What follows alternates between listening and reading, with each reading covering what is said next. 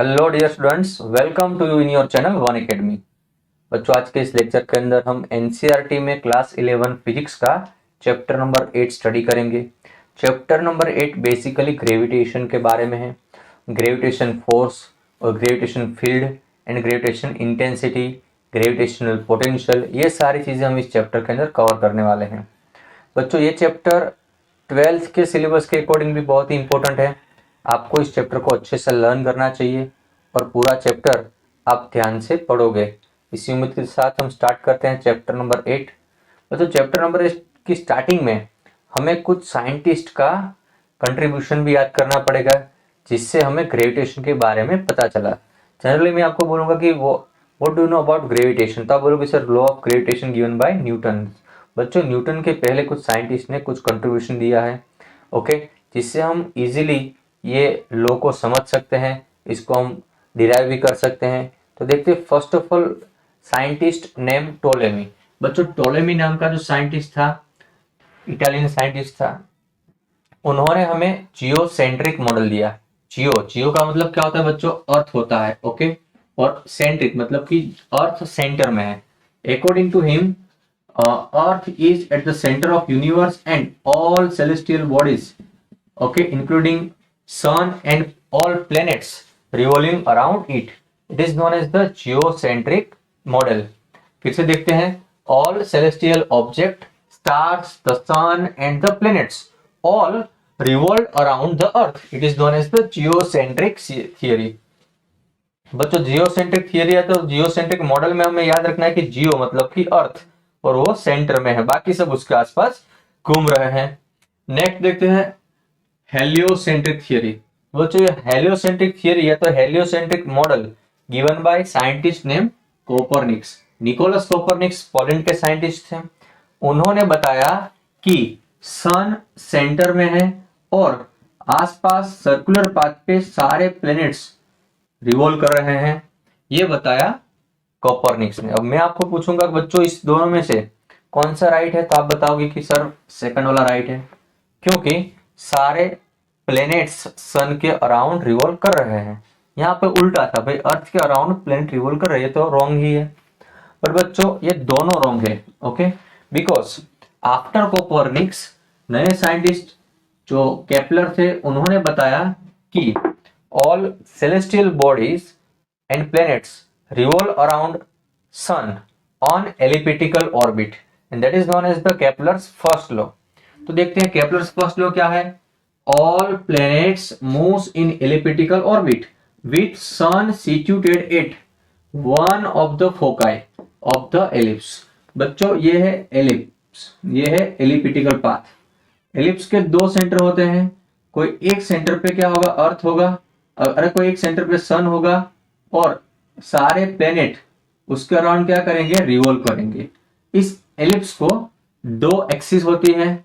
आपको जो दिख रहा है मेजर एक्सिस, ये होगा मेजर एक्सिस, ओके, इसको हम डिस्टेंस 2a बोल देंगे। और ये जो एक्सिस है, ये एक्सिस होगा माइनर एक्सिस, ओके। तो ये है एलिप्टिकल ऑर्बिट। फिर से देखते हैं, all planets moves in elliptical orbit with the sun situated at the one of its foci of ellipse. Then second law, क्या है second law?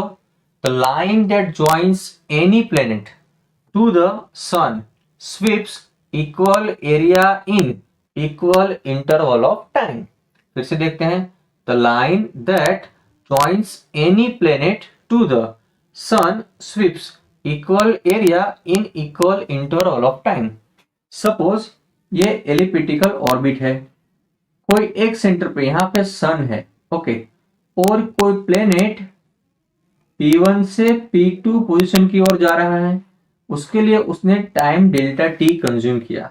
अब यही प्लेनेट इसी एलिप्टिकल ऑर्बिट पे P3 से P4 की ओर जा रहा है, ओके, तब भी उसने डेल्टा टी टाइम लिया। अब अकॉर्डिंग टू दिस लॉ क्या होता है, according to second law, area swept in equal interval of time remains equal, मतलब कि area of region S P1 P2 equal to area of region S P3 P4 होना चाहिए। बच्चों ये दोनों एरिया सेम है according to Kepler second law. Okay, अब देखिए अगर ये दोनों एरिया सेम होंगे तो पॉसिबिलिटीज क्या है बच्चों, यहां पे जो P1 से P2 कोई प्लेनेट मूव होगा तो उसका स्पीड क्या होगा, ज्यादा होगा। Okay, so speed P1 to P2 is more than speed P3 to P4, तभी ये दोनों एरिया सेम बन सकते हैं। हमें याद रखना है the line that joins any planet to the sun sweeps equal area in equal interval of time. In other words, बच्चों what we can say?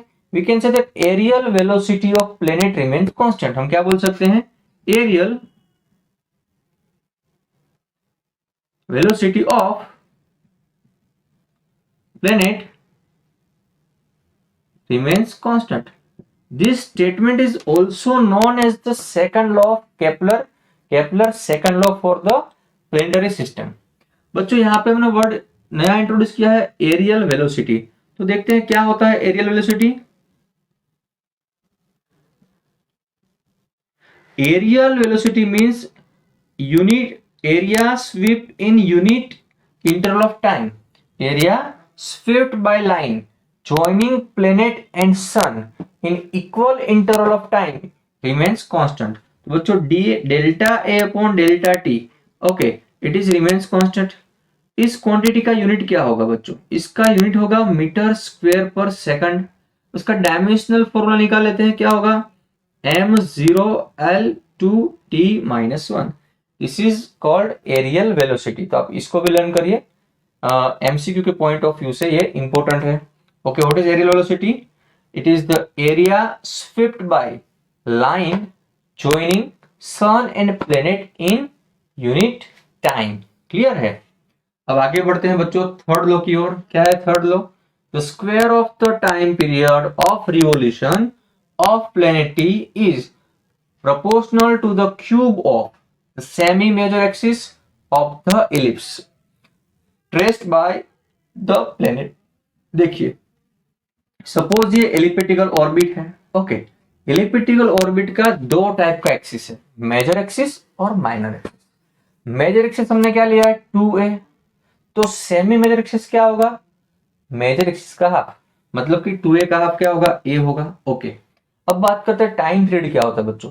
Time period means total time taken by planet to complete one revolution on elliptical orbit. Elliptical orbit के path पे पूरा rotation पूरा करने का time क्या होता है, टाइम पीरियड। ओके, ये टाइम पीरियड हो गया और ये क्या हो गया, semi major axis.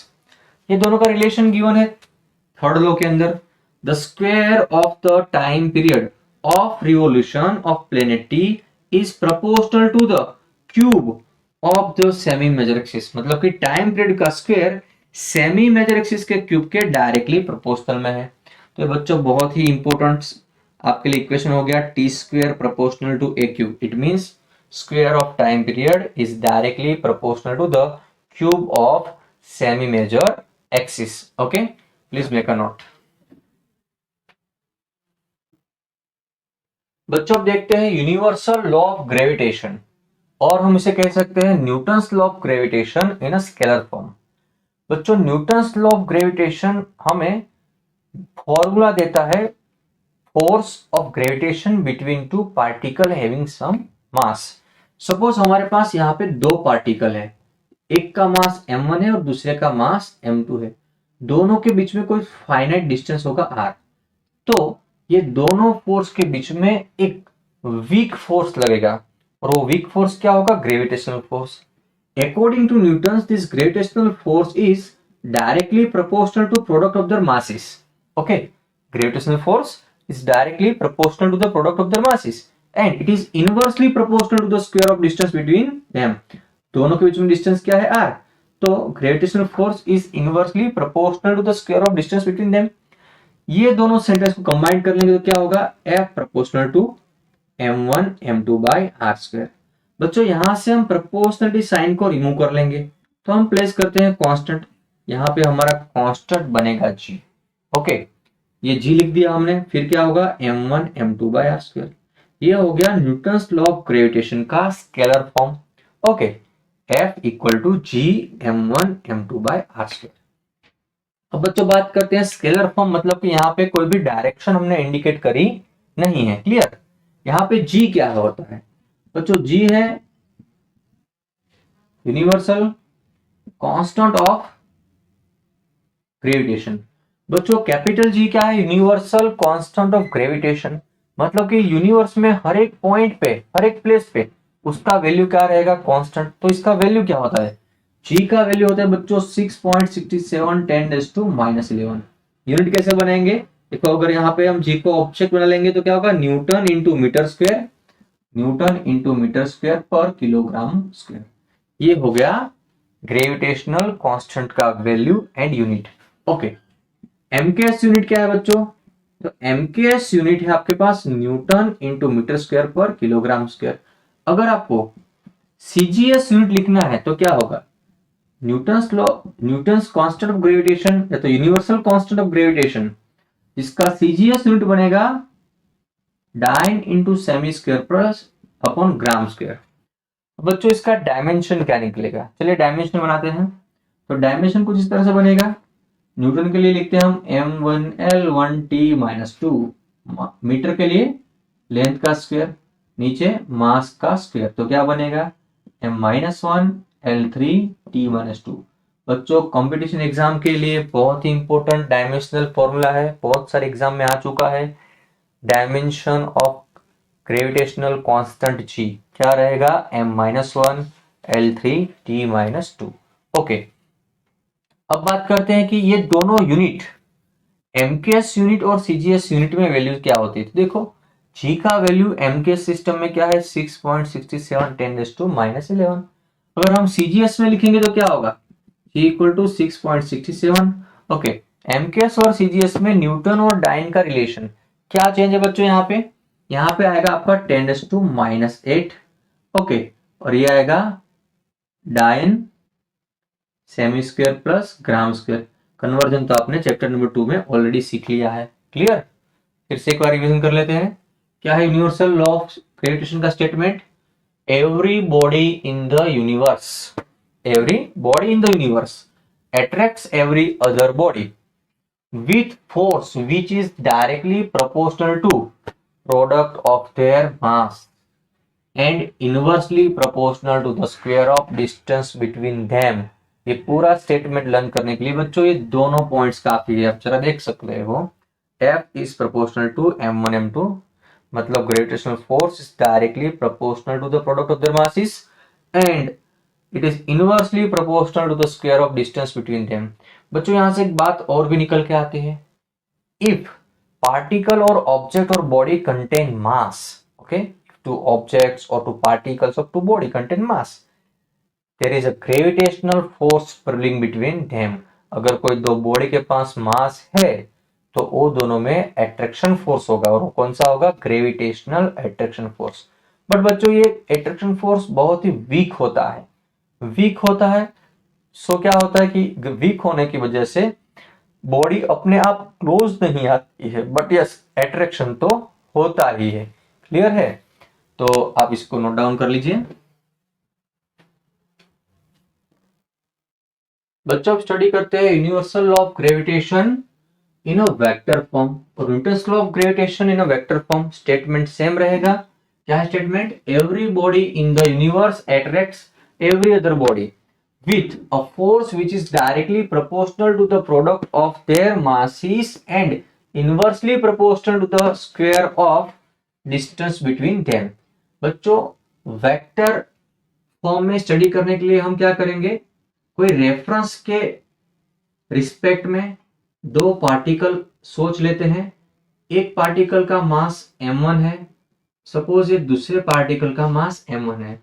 First particle का position vector with respect origin suppose r1 है और सेकंड पार्टिकल का पोजीशन वेक्टर क्या होगा? r2 होगा। क्लियर? ये हो गया हमारा 3 डायमेंशन। अब बच्चों बात करते हैं कि ये दोनों का डिस्प्लेसमेंट वेक्टर क्या होगा। बच्चों ये डिस्प्लेसमेंट वेक्टर आपका r12 वेक्टर हो सकता है या तो R21 वेक्टर हो सकता है, बट दोनों का मैग्नीट्यूड क्या रहेगा, सेम रहेगा। क्लियर है। अब बात करते हैं बच्चों फोर्सेस के डायरेक्शन की। ओके, तो फोर्सेस के डायरेक्शन कैसे निकलेंगे उसके पहले हम क्या करेंगे, फोर्सेस के इक्वेशन डिराइव कर लेते हैं। देखते हैं क्या है। फोर्स, ग्रेविटेशनल फोर्स में लिखूंगा, ओनली जीएफ नहीं लिखूंगा बच्चों, वरना आप मतलब बिगाड़ दोगे। ओके, यहाँ पे एट्रैक्शन करना है हमें ग्रेविटेशनल फोर्स के साथ, नॉट जीएफ के साथ। ग्रेविटेशनल फोर्स क्या होता है, ग्रेविटेशनल फोर्स ऑन 1/2, यानी ग्रेविटेशनल फोर्स ऑन पार्टिकल 1/2, यानी पार्टिकल 2 पार्टिकल 1 पे फोर्स लगा रहा है। तो कैसे लिखेंगे, F12 वेक्टर Gm1m2, नीचे क्या होगा, square of distance between them. तो डिस्टेंस क्या है बच्चों, r है, r का स्क्वायर हो जाएगा। अब हमें डायरेक्शन बतानी है। फोर्स कहां से कहां लग रहा है बच्चों, देखो force on 1/2। Okay, force on 1/2 मतलब ये सेकंड नंबर का पार्टिकल इस डायरेक्शन में फर्स्ट पे फोर्स लगाएगा। यहाँ पे सेकंड पार्टिकल है, यहाँ पे फर्स्ट पार्टिकल, तो इस डायरेक्शन में फोर्स जाएगा आपका F12। क्लियर। तो यहाँ पे हम डायरेक्शन लिख लेंगे, F12 है तो R12 कैप। ये कैप क्या इंडिकेट करता है, डायरेक्शन ऑफ वेक्टर क्वांटिटी। अब बात करते हैं ग्रेविटेशनल फोर्स ऑन 2/1, यानी gravitational force on second particle by 1। तो कैसे लिखेंगे, F21, यहां पे बनेगा Gm2m1 r²। अब जरा देखिए यहाँ पे क्या होगा, R21 का कैप। ओके, मैग्नीट्यूड में कुछ भी चेंज नहीं हुआ, नहीं हुआ ना, यस, Gm1m2/r²।